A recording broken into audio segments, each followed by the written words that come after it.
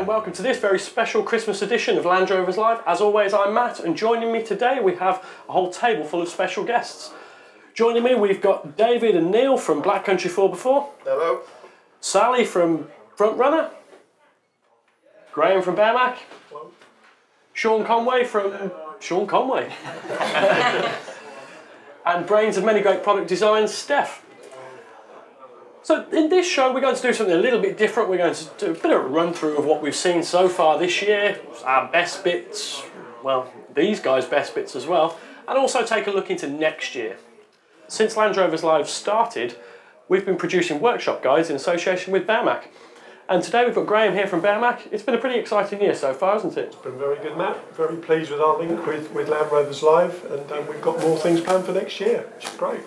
And over the last year or so, you guys at Bearmach have, well, unveiled nearly 1,000 new products. Yeah, that's right. Yeah, and same again for this coming year. We'll have probably more, particularly on later vehicle, Discovery 3, 4, Range Rover Sport. But we haven't forgotten Series and Defender as well. So yeah, it's going to be a very busy year again for us. Sure. Well, what is it that makes Bearmach parts, well, why do you have to have so many different parts? First of all, a lot of the Land Rovers that were ever built are all still out there, so they need to be supported. There's a big array of varying products and varying models, and we just have to support that because we are a specialist.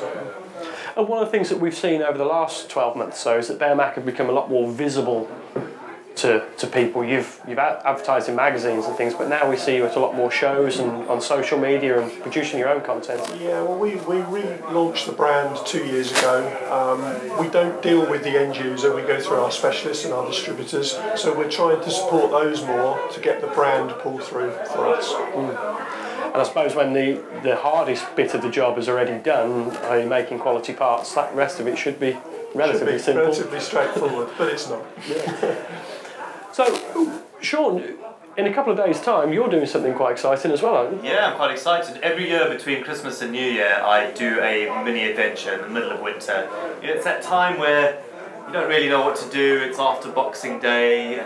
It's sort of, you're just waiting for the new year. So I thought, right, I'm going to do something. So 2 years ago, I cycled to the Alps. Last year, I walked 115 miles from Cheltenham to London for cheaper than the train, so £8 a day budget. And this year I'm going to kayak the length of the Thames. So in 2 days' time I'm going to jump in the kayak with my bivvy and tent and sleeping bag and yeah, try and get to London in time for my friend's New Year's Eve party. So hopefully I'll make it. Good stuff. And you're no stranger to Bearmach products as well. You've recently had some new additions to your vehicle. Yeah, I mean 2014 has been the year for me to finally buy my first Land Rover. You know, as a kid I always grew up with them and I loved them, and I was finally able to buy one. And yeah, now working with Bearmach, getting some new kit on the front and underneath, making it look amazing, and with some Front Runner obviously. So yeah, quite excited to do a bit of a Land Rover adventure, hopefully in the new year too. Brilliant. So Sally, you've been chipping in on Sean's new vehicle. What have we got on there? Oh my gosh, well, I mean, Sean's got most things on his lovely red 110. Obviously the rack system, kayak holder, very important. Bike holder, storage systems, gull-wing doors. The problem with having a hard top was he had no ventilation in the back because his bed's in the back. So now he can open his window and say good morning to the day. Yeah, he's kind of got pretty much everything, although we have some new products coming out next year, which Sean will certainly be a recipient of, so that we can get them sort of tested in the UK. Obviously a lot of our testing is done in Africa, slightly different when we're using it in this country. So yeah, it's been great to hook up with Sean, and it's kind of reignited some of sort of my passions and things that I want to achieve, but also about spreading the word about how easily an attainable adventure is, as we discussed in an earlier episode. So yeah, it's been great fun, and maybe we'll drive down in the Front Runner vehicle and wave at him as he kayaks down the Thames when he goes past where we live. Please bring a nail. We will do. Mince pies on the water. Yeah. So yeah, no, it's been a great sort of 2014, and it's going to be an exciting 2015. I think for everybody. Anything exciting you can talk about from Front Runner for next year? Oh my gosh, there's so many exciting things. One of the exciting things is we're under an NDA with Land Rover, so that's so exciting I can't tell you anything about it. Mum's the word then. And yeah, there's new products coming out. And yeah, there's lots of things in the new year, and obviously doing lots of new things with the kids and apps on their phones, obviously. 2 seconds. So, if you haven't seen it, our episode 11 features Sally, and she talks about adventures, specifically with children. It doesn't always go to plan when you've got children, but there's a lot that you can do, as Sally will go through, or has already gone through, to show you how to sort of deal with that. I might lend one to Sean. Yeah, brilliant. Oh, great. Yeah, well, he thinks you're great. Your whole jellyfish and beard story, he loves that. Yeah. So it's kind of, we might you've got one too. We can lend some children over. Yeah. I think we should set them up. Dean in the back. Yeah, there's a whole new career for you there. The travelling Conway You creche. come back at the end of the day. Yeah. And you're no stranger to children either, David. You've got this one here who... We're enjoying pudding today, yeah. So it's been a crazy year for you guys at Black Country 4x4 as well. It's been fantastic, Matt. We've had some great growth this year. Premises has more than doubled. Customer base has quadrupled. Yeah, it's been an absolutely fantastic year for us. We're getting really, really well known now. Yeah, brilliant. So looking forward to 2015 now, because got even more exciting things to come in 2015. It's good, and if you haven't seen, we've been producing the workshop guides with Black Country 4x4 for a while, so a special thanks to you guys, because we just turn up, make a right mess and leave again. Thanks for putting up with us there. No problem at all, mate. I mean, this last year for, I think, all of us has been quite exciting, and next year looks to be an even bigger year. I mean, we've got some exciting announcements this year from Jaguar Land Rover in the form of the Discovery Sport. Any thoughts on what that might do to the sector? Well, I suppose, like with the marketing that Land Rover put behind stuff, I know a lot that's going on, a fair bit that's going on behind the scenes in Land Rover Sport. They're looking forward to quite a big sales on the car. Looks an exciting vehicle as well. Yeah, I mean, certainly the direction of Land Rover has changed a little bit over the last few years, but they're now selling more vehicles than they've ever sold before, and I mean that can only be a good thing, right, Sal? Yeah, I mean, Land Rover are tapping into markets that have been unattainable in the past, mostly due to obviously issues with safety and stuff and regulations worldwide. It's a classic knock-on effect. You know, if something works in the States, it will knock on into Asia. If it knocks into Asia, it will work into Europe and then on into Africa. So and with South America being a big emerging market, it's exciting times, and obviously the push for the Discovery Sport. And the new Jag XE is really to go into fleet sales. You know, they've announced that they really want to push their fleet sales up by 25% next year, which, for dealerships has a big effect. Not so much for the aftermarket, because we're B2C generally. But yeah, it's nice to see them growing the way they've grown, investing in their own infrastructure. The opening of their engine factory will only result in that engine and that technology being used across the ranges, not just in the Jaguars. And investing in British heritage. I think there was a lot of people were worried, I think, when Tata bought in. Like any change in our industry, I mean, coming down the scale to where, most of, especially, you guys sit with the aftermarket is, I remember when the Freelander came out and everyone, oh, and then the Discovery 3 came out and everyone, oh, it's a Transit, and the Puma and all that kind of stuff. So we have to embrace the new stuff that's coming in, and obviously, forward-thinking companies are embracing the models that exist now. We're never going to forget our heritage. I think we're all kind of Defender fans at heart, but the point is the brand is evolving, and you've got to move with it, or you're going to stagnate. So I think next year is, I think the industry needs a good shake-up, the aftermarket industry that we're in, and I think next year we'll see a lot of kind of coconuts falling out of the tree, hopefully. Yeah. Because there are credible companies and there's some great talent out there, and that needs to come through. And I suppose, Bearmach's a British company, despite what some may think as being a German company. We are indeed. We'll have to be careful here, because we are a Welsh company. Yes, all right. Okay, I stand corrected. I mean, with all these new vehicles coming out, how do you guys keep on top of all the new aftermarket parts then? Well, we have an ongoing technical team that really are looking at that daily. We get feedback from our customers, from our end users, so that's how we do it. I mean, we tend to view the market slightly differently. We look at models and break it down by product group. So we'll attack the service, MOT items first, make sure we've got those on the shelf as soon as we can. But our market, really, we won't see the Discovery Sport for 3 years-ish. It depends on countries, but we won't see that for 3 years. The other thing that we feel now that's changing dramatically is that people that are now buying Range Rover and Land Rover are a very different type of person to 10 years ago. So we see the market splitting, and we have to be ready for that to happen bigger. Defender, Disco 1 and 2, Range Rover Classic will become classic vehicles, as series is becoming now. Range Rover Sport, I mean, it starts at £70,000. That's not your everyday car. No. So we see it doing this, and we have to support our distributors to be ready for that split, because we think it will be quite dramatic. Yeah. I mean, do we think, obviously the Range Rover when it first came out in the 70s was an incredibly prestigious vehicle then, but now you do see them cannibalised and used for off-roading and all sorts.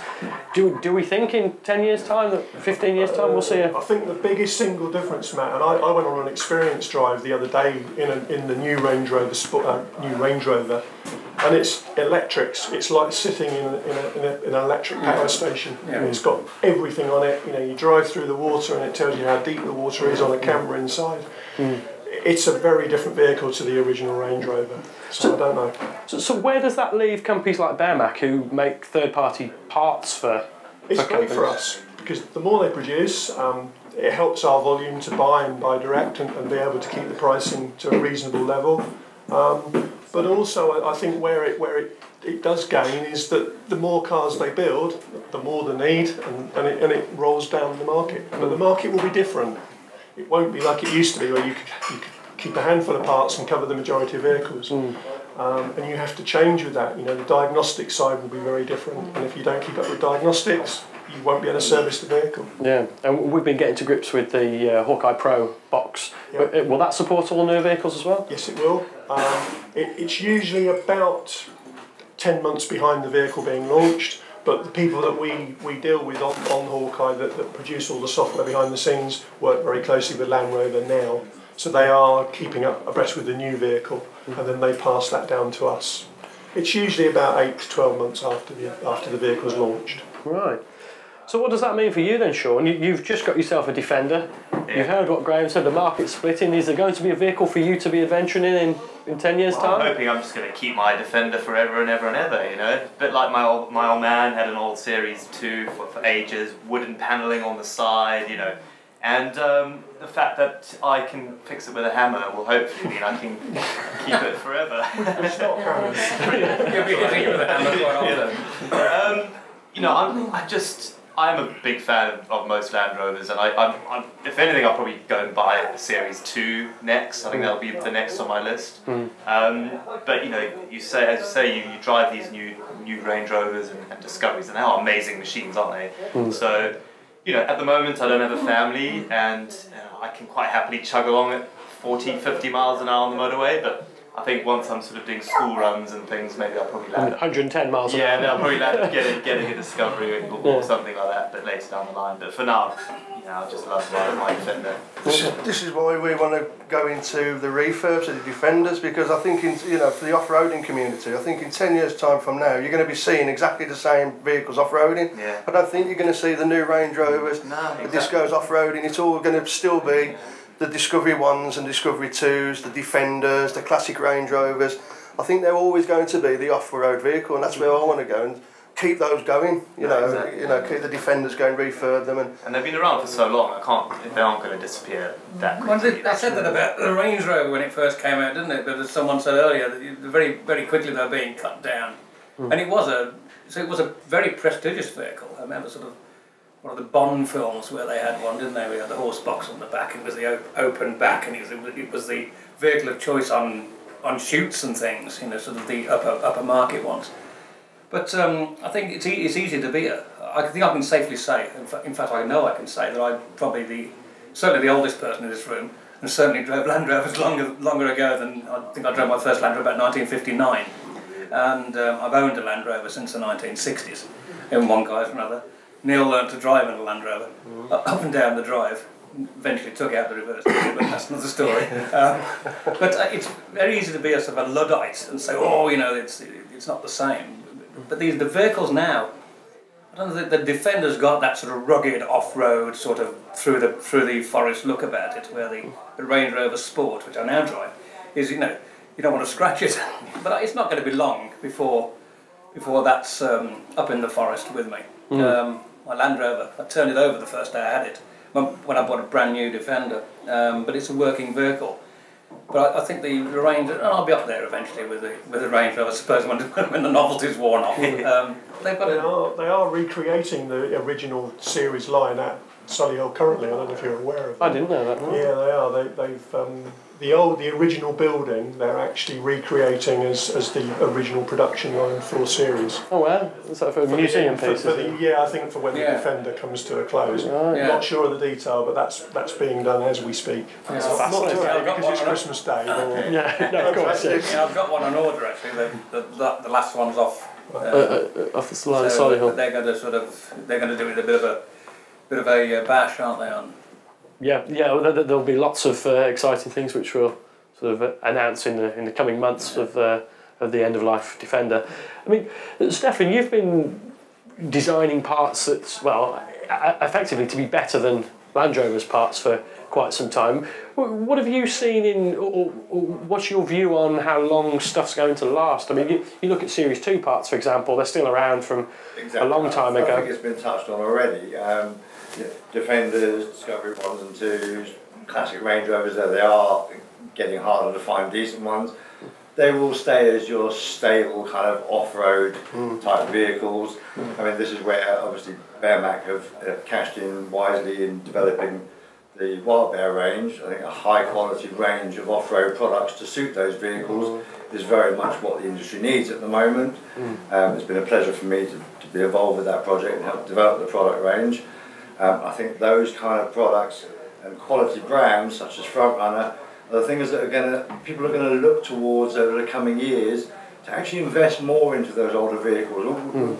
We're not far away now from the end of life of Defender, certainly as we know it. Whatever the next version of Defender will be, it will be a lot more Bond-esque and electronic. It may retain some DNA that we can recognise as Defender, but it is ultimately going to change fundamentally in the way that Land Rover as a business has over the last 10 to 15 years. So people restoring and looking after and wanting to hold on to their Defenders, I think are going to start to be happier to spend more money on quality parts. And that's where obviously sourcing parts from Bearmach through the Wild Bear range, Bearmach's own replacement parts, etc. I think it's going to be an exciting, growing market. Definitely. Yeah, I mean, it's been really interesting. Back in probably episode 3 or 4, but we'll put a link on the screen.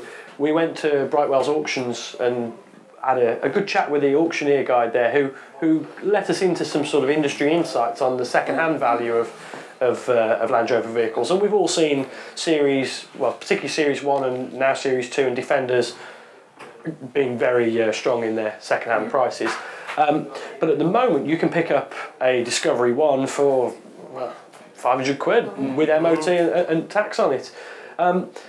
Those vehicles which are being used for off-road, and they're in a phase where Land Rover probably didn't build the best quality vehicles about, can we really see the value coming back into those? Like, will any of those be collector's items or anything? Not convinced that the Discovery 1 will. I think the vehicles that really will stand the test of time, one of them already has, that is the classic Range Rover. The values now of classic Range Rovers in good condition are soaring.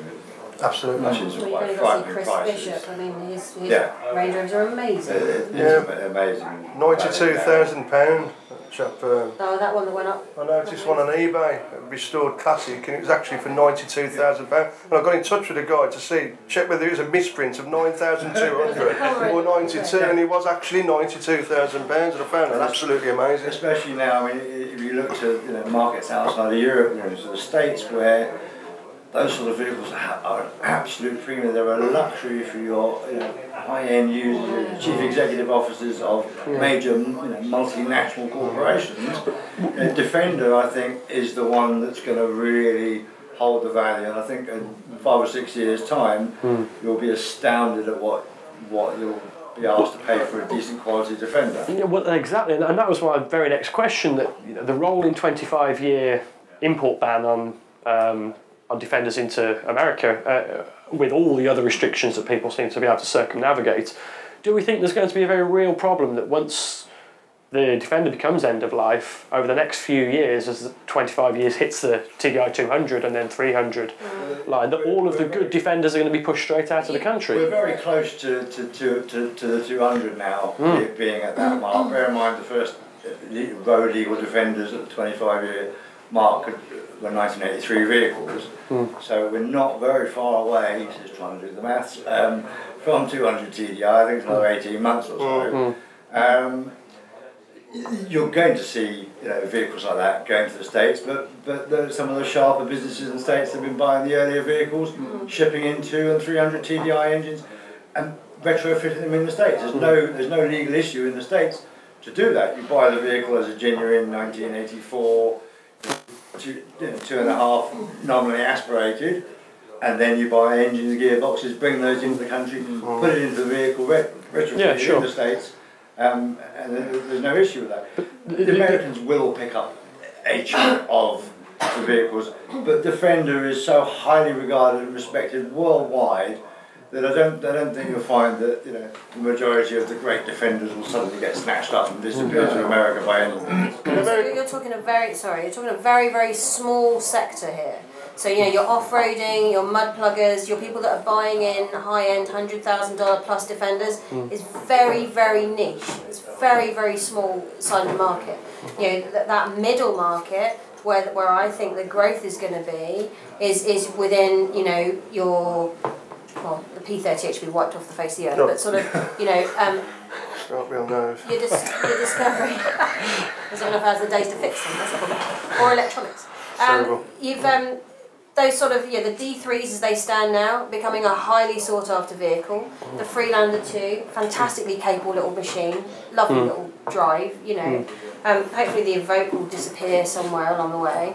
There are certain vehicles out there that are that middle stream. And let's, multi-million pound companies don't become multi-million pound companies because they're servicing that 0.1% of the population that likes to go out the weekend and get stuck.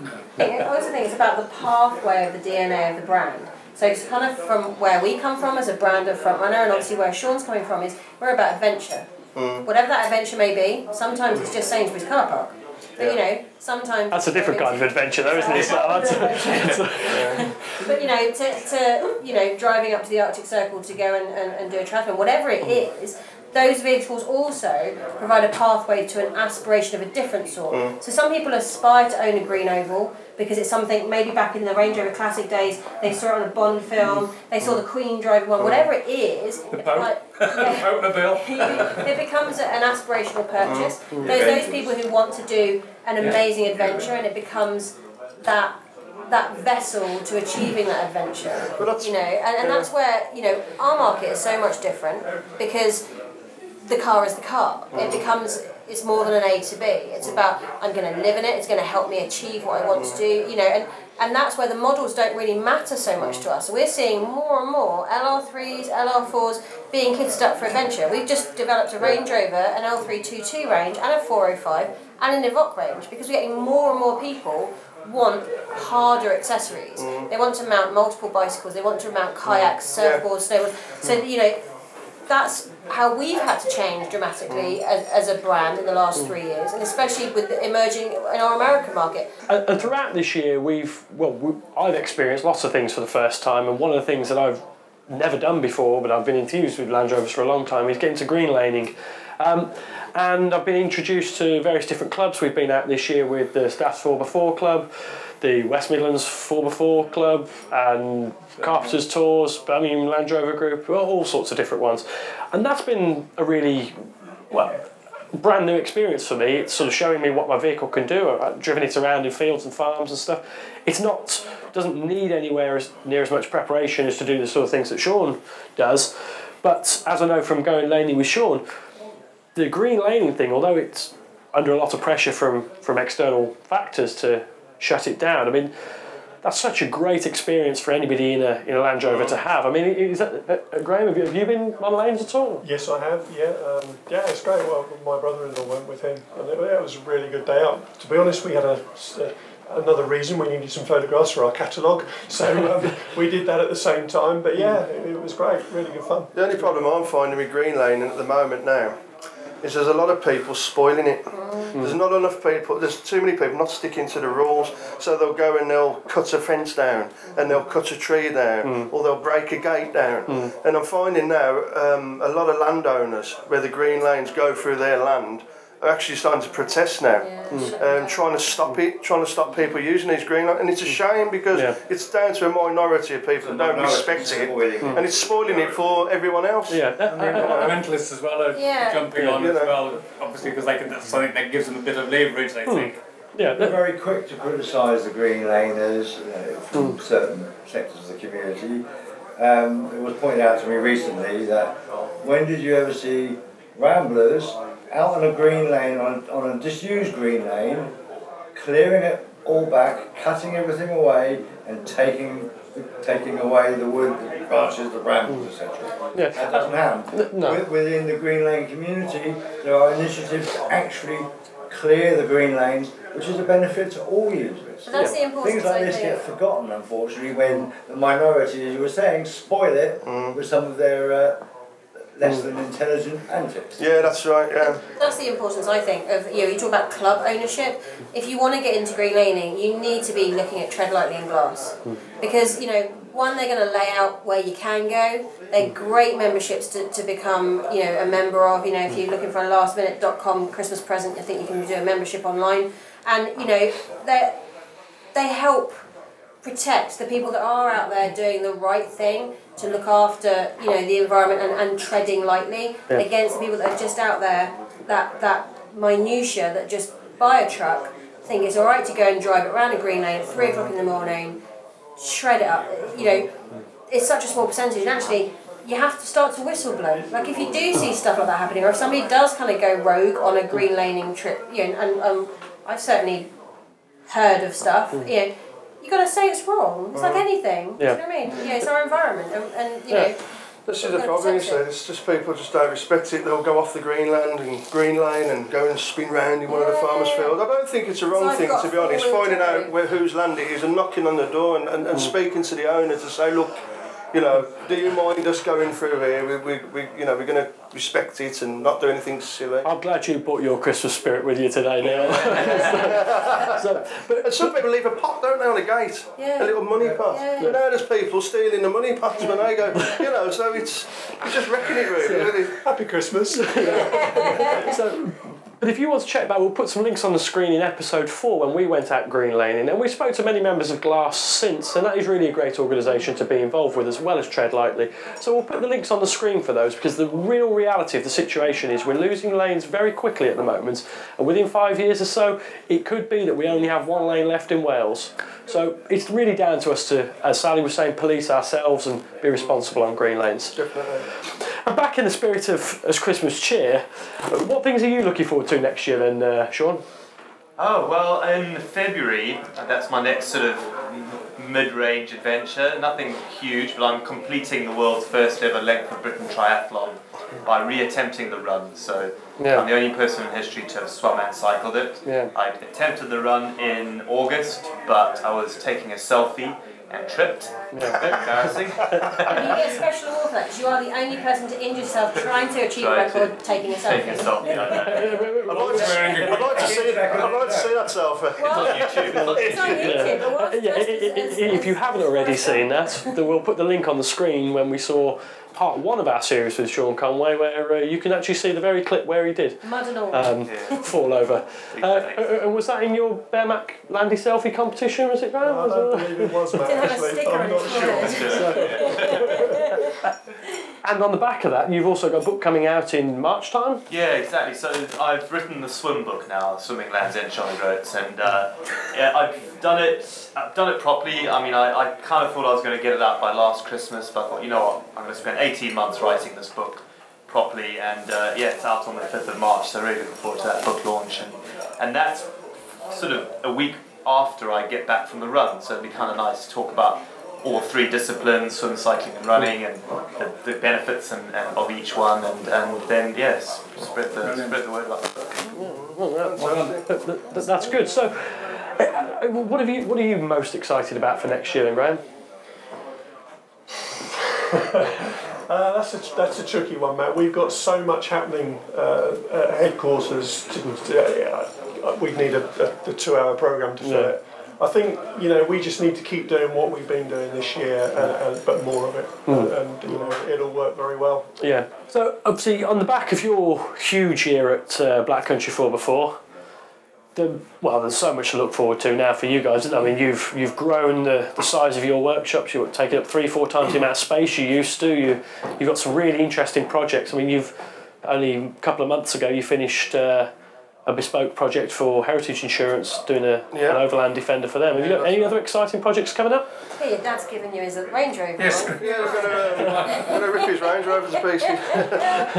He's got his eye on my old Defender because he knows I've got a new one coming. Yeah, I'm happy that. Think coming on. I'd love to be around your table on Christmas Day. But no, I'm looking forward to the shows. We've not been at the shows. We're going to go to all the shows next year and have quite a nice setup there, and so that's an exciting thing to look forward to. Yeah. And we're going to obviously start doing a lot of refurbs, so getting a lot of old Defenders and springing new life into them and things. So yeah, so those two in particular, I'm really looking forward to. Right, good stuff. And speaking of shows, we launched our Land Rovers live show this year at the Billing Land Rover show. And throughout the year, we took a TV studio to all the different shows around. We came out, met clubs, product manufacturers, and all sorts of interesting people along the way. But for next year, we're changing the way we do it. So we've got some really exciting announcements to come over the next few weeks. And throughout this show, we've been looking at adventure and various different things throughout the Land Rover scene. But of course, we're really led by you guys. So our next adventure, well, we're waiting for you to tell us that. So if you're doing something that you think we haven't covered, or you enjoy a certain section of Land Rover life that you've not seen on Land Rovers Live, do let us know. We'll put the links on the screen for that, and we really do like hearing from you. Without you guys, this show wouldn't be possible, so we'd like to take this opportunity to thank you all for watching. If you still like what we're doing, by all means share away and comment in the box below. And that's pretty well it for this show. We wish you all a Merry Christmas and a Happy New Year, and we'll see you next time. Merry Christmas! Merry Christmas, everyone! Oh, for Christmas will soon be